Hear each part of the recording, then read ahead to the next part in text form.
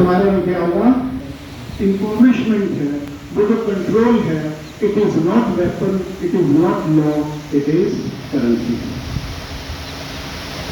तो domino effect है। Domino effect होता है ना, यहां से एक चीज हिलाओ और पूरी दुनिया हिल जाती है। दुनिया के पूरी की पूरी दुनिया को मॉनिटाइज किया गया और मॉनिटाइज का पूरे दुनिया के जो मॉनेटरी लॉ है वो एक है, दुनिया की बैंकिंग लॉ है वो एक है। पहले उन्होंने क्या, गोल्ड स्टैंडर्ड को सिल्वर में कन्वर्ट किया, सिल्वर स्टैंडर्ड को कन्वर्ट किया पेपर करेंसी में, पेपर को कन्वर्ट किया उन्होंने डिजिट्स में, और अब डिजिट को उन्होंने किसमें कन्वर्ट कर दिया, सीबीडीसी। और सीबीडीसी के बाद एक और करेंसी है जो डिजाइन हो चुकी है, पाइपलाइन में हो चुकी है, वो फटाफट को क्लियर है। उस करेंसी का नाम होगा, जो फ्यूचर की करेंसी है, बस उसका एक नेक्स्ट स्टेप तैयार है, उसके लिए पृष्ठभूमि तैयार की जा रही है। उस करेंसी का नाम होगा यूनिवर्सल बेसिक इनकम। तो जिन लोगों का कहना है कि दुनिया की एक करेंसी होनी चाहिए, वो पहले से डिजाइन कर चुके हैं। जिन्होंने कहना कि पेपरलेस इकोनॉमी होनी चाहिए, वो ऑलरेडी डिसाइड कर चुके हैं। मैं 1 मिनट में बस देखिए कंप्लीट करूं।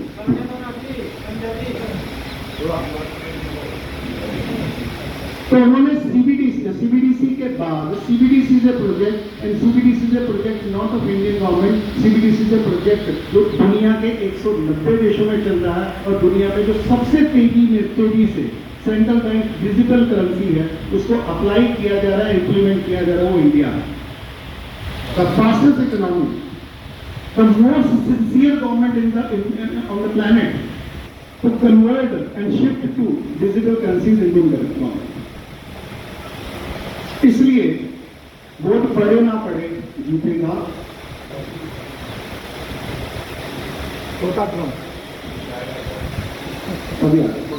पर मिटाने के लिए पहले मिटाना कैसे वो तो समझ लीजिए, हथियार तो समझ लीजिए, लड़ने तो जाओगे तो पहले हथियार समझ लीजिए, दुश्मन समझ लीजिए और पिच समझ लीजिए कौन सी पिच पे लड़ना है।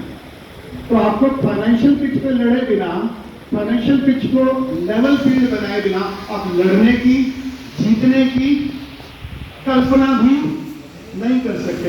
You don't live in western world और eastern world, you live in a financial world. And financial world is controlled by India के जो सारी बैंकों की मां है आरबीआई और दुनिया के सारे सेंट्रल बैंकों की मां है इंटरनेशनल बैंक ऑफ सेटलमेंट, जहां दुनिया के सभी कंट्री का गोल्ड है वो अभी भी रिजर्व के तौर पे पड़ा है। जब 1934 में आरबीआई आया तो उसने अपना जो गोल्ड है फिक्स रख के 40 करोड़ रख के बाकी सारा का सारा गोल्ड है वो जो ट्रांसफर किया वो इंटरनेशनल बैंक ऑफ सेटलमेंट में किया। वो अमेरिका का भी पड़ा है, वो बाकी सभी कंट्रीज का पड़ा है। जो maximum gold stock of the world is in the international bank of settlement, उसमें पड़ा नो इट्स इन लंदन और वो वहां पड़ा। इस समय उन्होंने गोल्ड की जो सप्लाई वो रिलेटिवली स्टेबल है। दुनिया में गोल्ड क्यों डॉलर इतना स्टेबल, पावरफुल, ठीक है, मोस्ट वांटेड रिजर्व करेंसी है, क्योंकि दुनिया की